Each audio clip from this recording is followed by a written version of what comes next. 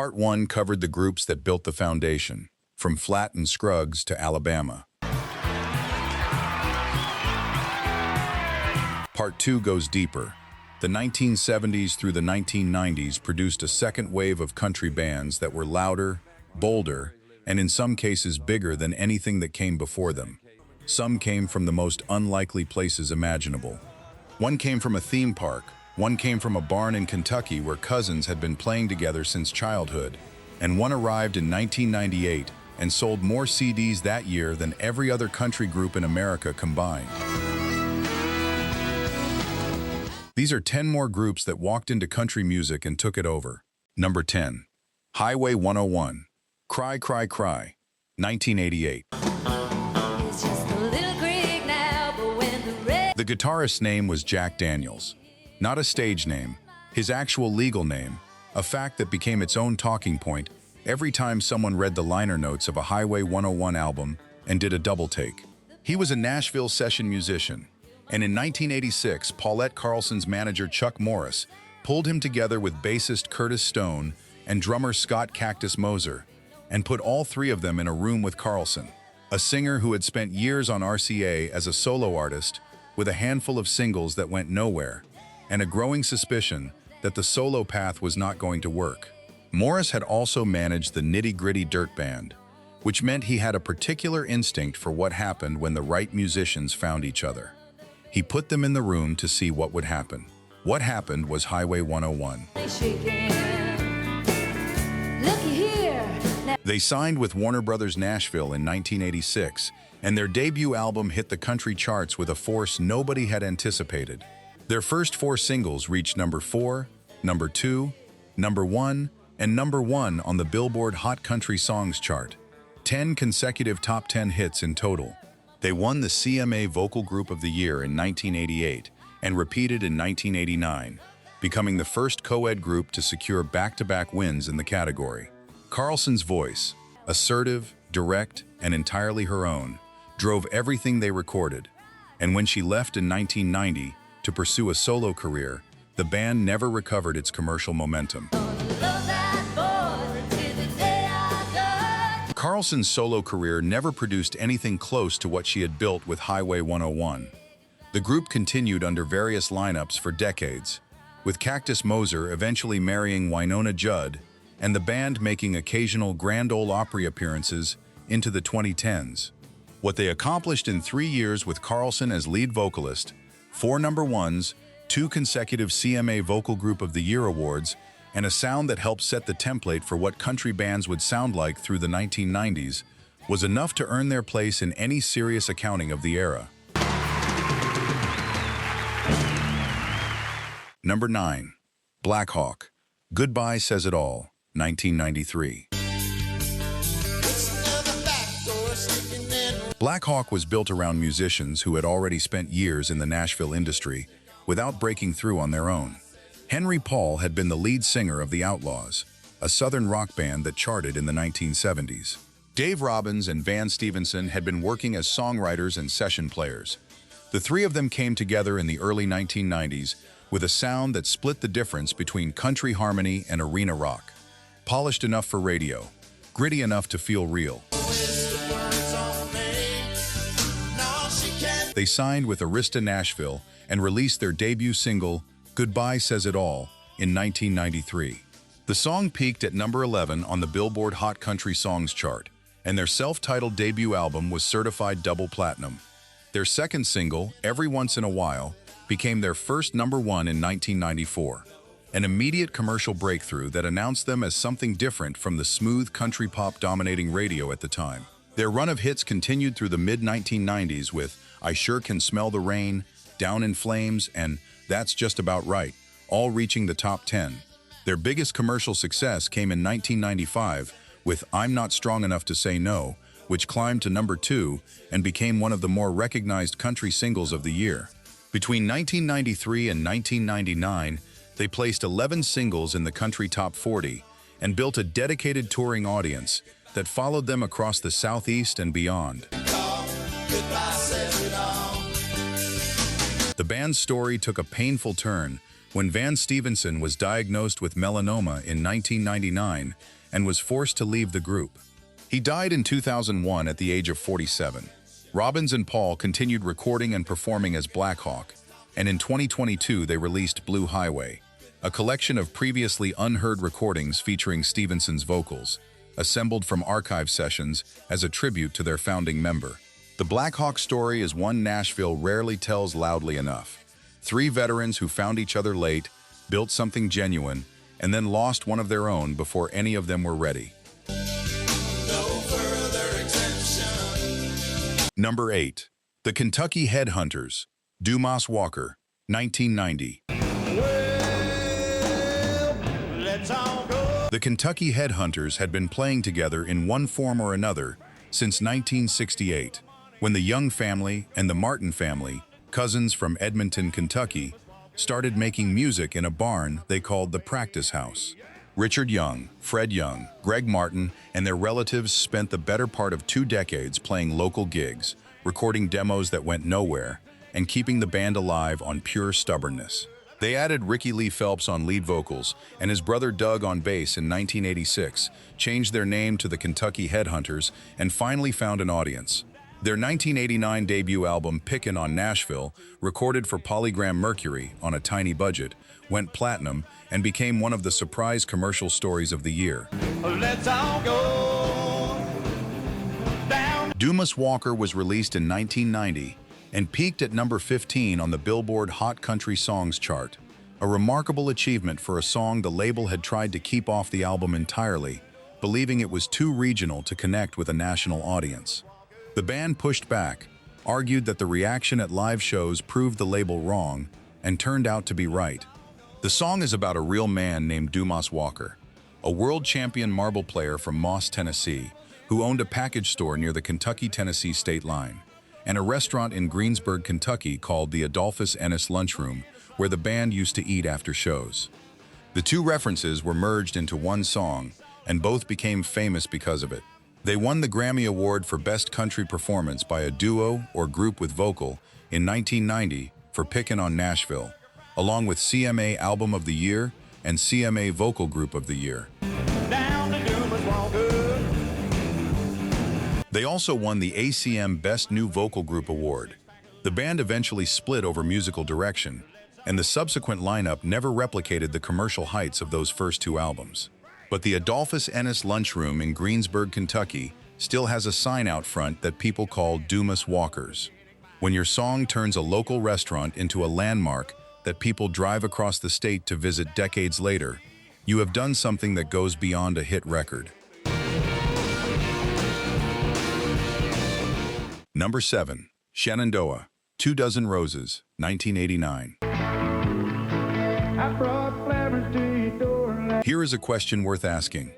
How does a country band score 4 consecutive number 1s between 1989 and 1990, earn Grammy nominations, fill arenas across the Southeast, and still end up as one of the most underappreciated acts in the history of the format? The answer is that Shenandoah arrived at the same moment as Alabama, the Judds, and the Dixie Chicks. And getting lost in that company is not a failure, it is just bad timing. They formed in Muscle Shoals, Alabama, in the early 1980s, which put them in the same city where Aretha Franklin, Wilson Pickett, and the Rolling Stones had recorded some of their most important work. That tradition, built on feel and directness over production gloss, ran through everything Shenandoah ever recorded. Marty Raybon was their lead vocalist, and his voice had a warmth and emotional directness that gave even their up-tempo songs a sincerity that studio-polished country bands often lacked. 2 Dozen Roses reached number 1 on the Billboard Hot Country Songs chart in 1989 and became their signature recording, a romantic song delivered with such ease that it sounded effortless, which is the hardest thing to achieve. It was followed by The Church on Cumberland Road and Sunday in the South, both number 1s, giving them 3 consecutive chart toppers across 1989 and 1990. They received Grammy nominations and CMA nominations and built a touring base that filled arenas across the Southeast. Next to You, Next to Me reached number 1 in 1990 and confirmed them as one of the most consistent country bands of the era. Their career continued into the 1990s with additional number ones, but the band disbanded in the late 1990s before officially reuniting in 2014 with Raybon back as lead vocalist. The reunion brought Shenandoah back to the stage with the original sound intact and a fan base that had been waiting longer than anyone expected to have to wait. 4 number ones, multiple Grammy nominations, and a sound rooted in the Muscle Shoals tradition of doing more with less. Shenandoah belonged to a class of 1980s country bands that never got quite enough credit for how good they actually were. Number 6. Sawyer Brown, Step That Step, 1985. In 1984, 5 musicians who had been working as a backing band for a country singer nobody remembered stood in front of the cameras on the television competition Star Search and performed like they had nothing to lose, because they had nothing to lose. They won the grand prize of $100,000, a recording contract, and a national television audience that had just watched them beat everyone else on the show. They took the money, took the contract, named themselves after the Nashville street where they rehearsed, and signed with Capitol Records. Mark Miller on lead vocals, Bobby Randall on guitar, Greg Hubbard on keyboards, Joe Smythe on drums, and Jim Schulten on bass. 5 musicians who had started in 1981 as the backing band for a country singer named Don King stayed together when King stopped touring because they believed they were better than what they had been hired to do, and turned out to be right. Their follow-up to their top 20 debut Leona was Step That Step, which went straight to number 1. The early years were uneven. Strong singles followed by commercial slumps, a reputation among critics for prioritizing style over substance. But Sawyer Brown refused to stop. They maintained a touring schedule of over 220 shows per year, building a loyal fan base city by city, while most Nashville acts relied primarily on radio. The real breakthrough came in the early 1990s when they switched to Curb Records and brought in songwriter Mac McAnally as a collaborator. The Walk, Some Girls Do, and Thank God for You all reached number 1 between 1991 and 1993, and their greatest hits, 1990 to 1995 compilation, featured 8 top 5 hits, a run that justified everything they had been building toward for a decade. Sawyer Brown charted over 50 singles on the Billboard Hot Country Songs chart between 1984 and 2005, 3 of which reached number 1, with 3 albums certified gold by the RIA. They received the CMA Horizon Award in 1985 and the ACM Vocal Group of the Year in 1997. Blake Shelton produced their 2024 album Desperado Troubadours, describing them as a formative influence on his own career. The band that won a talent show named themselves after a street and played 220 nights a year until radio finally listened, turned out to be one of the more durable acts the format ever produced. Number 5. The Mavericks, What a Crying Shame, 1994. The Mavericks were from Miami, Florida, which is not a city with a strong country music tradition, and their sound reflected it. A collision of classic country, Cuban rhythms, rockabilly, mariachi horns, and Roy Orbison-level melodrama held together by Raul Malo's voice, which was one of the most extraordinary instruments anyone put on a country record in the 1990s. They signed with MCA Nashville in 1991 after building a local following in Miami clubs, and their early albums generated critical enthusiasm without matching commercial expectations. The Nashville establishment was not entirely sure what to do with a band led by a Cuban-American singer from South Florida, who sounded like he was performing in a 1950s movie theater in Havana.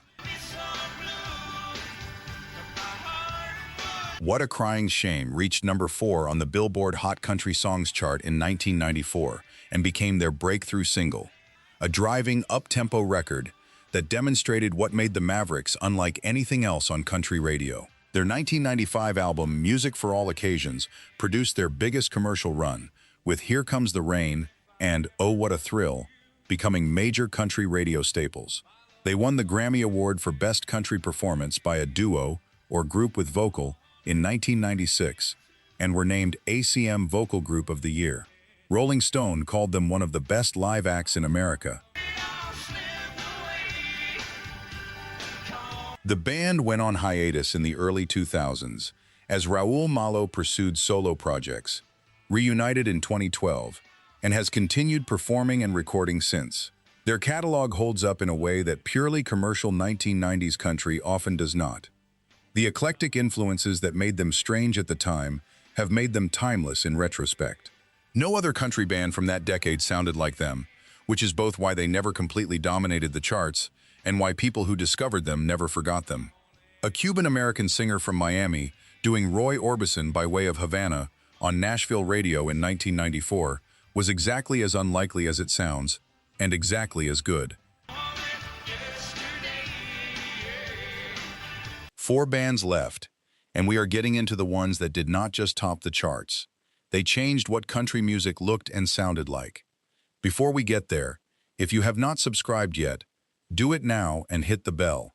This channel covers classic country history every week, and you will not hear about it any other way. 4 left. Let's finish this. Number 4. Asleep at the Wheel, The Letter That Johnny Walker Read, 1975. Johnny Walker sat at a table. Willie Nelson heard Asleep at the Wheel playing a show in Washington, D.C. in the early 1970s. They were opening for Alice Cooper and Hot Tuna, which tells you everything about how undefined their commercial position was at the time, and walked backstage afterward to give them a single piece of advice: move to Austin, Texas. Nelson was in the middle of building what would become the outlaw country movement, and he recognized something in Ray Benson and Lucky Ocean's band that fit what he was trying to create. They had founded Asleep at the Wheel in 1970 on a farm in Paw Paw, West Virginia, inspired by Bob Wills and the Texas Playboys, and committed to keeping Western swing alive at a moment when virtually nobody in the music industry thought that was a viable commercial decision. They took Nelson's advice, arrived in Austin in 1973, played the Armadillo World headquarters on their very first night, and made the city their home for the next 50 years. Their 1975 album Texas Gold produced The Letter That Johnny Walker Read, their first top 10 country hit, and they performed on the very first episode of Austin City Limits, a program that would go on to become one of the most important music television shows in American history. In 1977, Rolling Stone voted them Best Country Western Band, and the Academy of Country Music named them Touring Band of the Year. They won their first Grammy in 1978 for Best Country Instrumental. By the end of the 1980s, they had won multiple Grammy Awards and had established themselves as the primary keepers of the Western swing tradition that Bob Wills had built. Please come home. Oh, Asleep at the Wheel has won 9 Grammy Awards total, released over 20 albums, and charted more than 21 singles on the Billboard country charts across a career that has now spanned more than 5 decades. Their 1993 tribute album, a tribute to the music of Bob Wills and the Texas Playboys, featuring George Strait, Willie Nelson, Garth Brooks, and Vince Gill, won 2 Grammy Awards and introduced the Western swing tradition to a generation of country fans who had never heard of Bob Wills. Ray Benson is the only original member still performing with the band, which has had over 100 members pass through its lineup since 1970. That continuity of vision across 50 years, through every lineup change and every shift in country radio, is the real achievement. When a girl from the bar walked up. Number 3. Lonestar, Amazed, 1999. Every time her eyes meet. Lonestar started in 1992 at Opryland, USA, the Nashville theme park, where 5 musicians from Texas had ended up playing together and decided to stay together after their park contract ended. John Rich, who would later become one half of Big and Rich, was an original member. Richie McDonald was the lead vocalist whose voice gave the band its emotional center. They changed their name from Texasy to Lonestar, signed with BNA Records in 1995, and spent 3 years building a catalog of solid country singles before everything changed in 1999. It just blows me away. Amazed spent 8 weeks at #1 on the Billboard Hot Country Songs chart, and then did something no country song had done since 1983.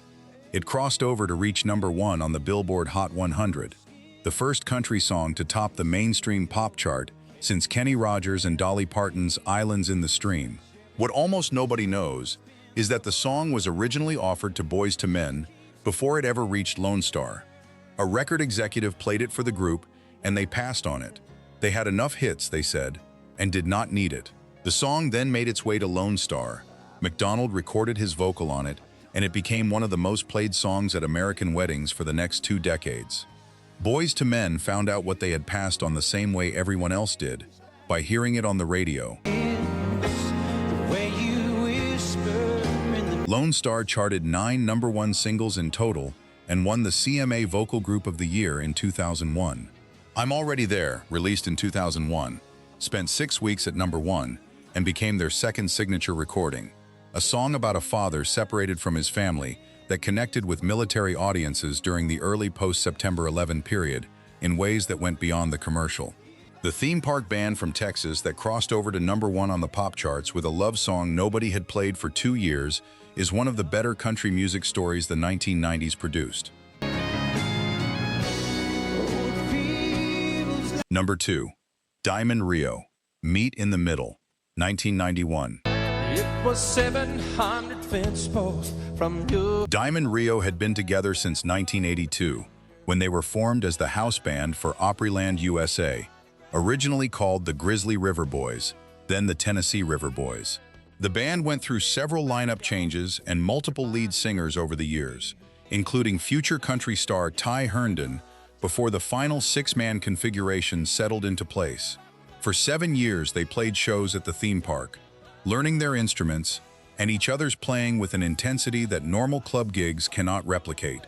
By the time they signed with Arista Nashville in 1991 and changed their name to Diamond Rio, the 6 of them, Marty Rowe, Gene Johnson, Jimmy Olander, Brian Prout, Dan Truman, and Dana Williams, had been playing together long enough to think as one unit. Their debut single, Meet in the Middle, became their first #1, making Diamond Rio the first country music group in history to have its debut single reach #1 on the Billboard Country chart. What followed was one of the most sustained runs of any country band in the 1990s. The consistency showed in the recordings. The harmonies were tight in a way that only comes from years of playing the same stages together, and the instrumental arrangement featuring Gene Johnson's mandolin as a lead voice gave their records a texture that set them apart from most contemporaries. They won the CMA Vocal Group of the Year in 1992, 1993, 1994, and 1997, 4 wins across the decade, along with 2 ACM Top Vocal Group Awards and 13 Grammy Award nominations. Between 1991 and 2006, Diamond Rio charted 33 singles on the Billboard Hot Country Songs chart, 5 of which reached #1. Their 2001 single, One More Day, reached #1 and became one of the most radio-played country songs of the year, taking on particular resonance with audiences in the weeks following September 11th. They sold over 10 million records, earning 3 platinum and 5 gold albums. The theme park band that spent years playing under a different name became the most musically accomplished vocal group of its generation, and the first in history to reach #1 with a debut single. Number 1. The Dixie Chicks, Wide Open Spaces, 1998. Natalie Maines was 23 years old when she joined the Dixie Chicks in 1995, replacing original lead vocalist Laura Lynch. Sisters Marty McGuire and Emily Robison had been playing bluegrass and Texas swing music since childhood. Marty on fiddle and mandolin, Emily on banjo, dobro, and guitar, and they had been performing professionally since the late 1980s. 3 independent albums and years of Texas street performing and state fair gigs had built them a loyal regional following. What they needed was a voice that could match what the instruments were doing. Maines was that voice. They signed with Monument Records and released Wide Open Spaces in January 1998. That year, the band sold more CDs than all other country music groups combined. The album included 3 #1 country hits and earned Grammy Awards for Best Country Performance by a duo or group with vocal and Best Country Album. Their follow-up album Fly debuted at #1 on the Billboard 200 in 1999 and sold over 10 million copies in the United States. Both Wide Open Spaces and Fly were certified diamond by the RIAA, making the Dixie Chicks the only country band and the only female band of any genre to hold back-to-back diamond albums. In March 2003, lead singer Natalie Maines made a remark critical of President George W. Bush from a London stage. Country radio pulled their music from rotation virtually overnight. They released Taking the Long Way in 2006 anyway, and won 5 Grammy Awards including Album of the Year, Record of the Year, and Song of the Year. The Chicks have received 13 Grammy Awards, 10 Country Music Association Awards, and 8 Academy of Country Music Awards across their career. The commercial achievement of their peak years, 2 diamond albums, 6 #1s, more CDs sold in a single year than every other country group in America, has not been matched by any country group since. 3 women from Texas who spent years playing on street corners and at state fairs before anyone outside their region knew their names, rewrote what a country group could accomplish, and then demonstrated under extraordinary pressure that their music was bigger than any controversy. That combination of commercial dominance, critical recognition, and cultural impact is what the #1 spot on this list requires, and nothing in this era of country music came close to matching it.